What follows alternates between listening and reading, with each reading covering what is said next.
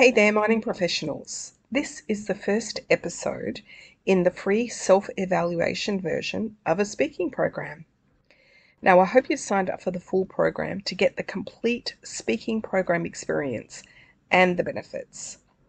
If you haven't, you can sign up at the link in the description until July 6th. Today, we're going to dive into the critical topic of mine safety protocols. So grab a cup of coffee, get comfortable, and let's get started. Look, we all know that mining is no walk in the park. It's a tough industry with its fair share of risks and hazards. From working underground to handling heavy machinery, there's no shortage of potential dangers lurking around every corner. But that's precisely why having solid safety protocols in place is an absolute must. These protocols aren't just a bunch of rules thrown together to make our lives harder. They're carefully designed to keep us safe and sound on the job. Think about it. When you're working in an environment like a mine site, one small slip-up could spell disaster. That's where safety protocols come into play. They're like a safety net, catching us before we fall into harm's way. And let's be real, no one wants to be that person who ends up as a cautionary tale in next year's safety training. Now, I know some of you might be tempted to cut corners or skip a few steps, especially when you're under pressure to meet deadlines or production targets. Believe me, I've been there.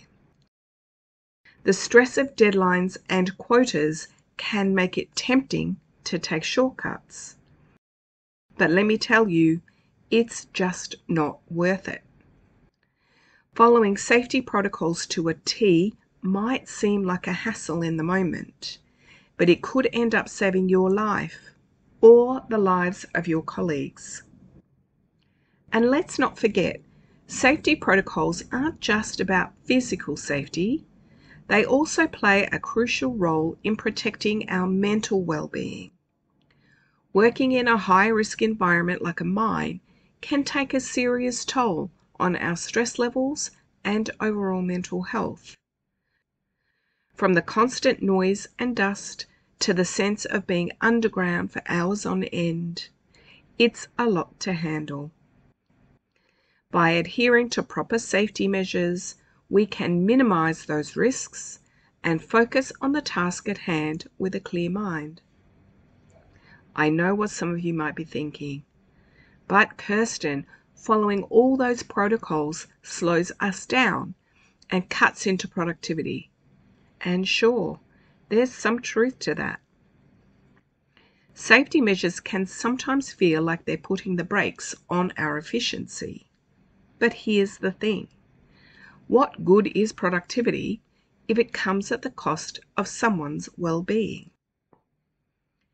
At the end of the day, mine safety protocols are there for a reason, to protect us and ensure that we all get to go home safe and sound after a long day's work. They're not just a bunch of arbitrary rules cooked up by some suit in an office somewhere, even though it may feel like that sometimes. They're the result of years of experience, hard-won lessons, and a deep understanding of the unique risks we face in this industry. So let's embrace them, follow them to the letter, and look out for one another. Because when it comes to safety, we're all in this together. It's a team effort, and we all play a crucial role in keeping each other safe.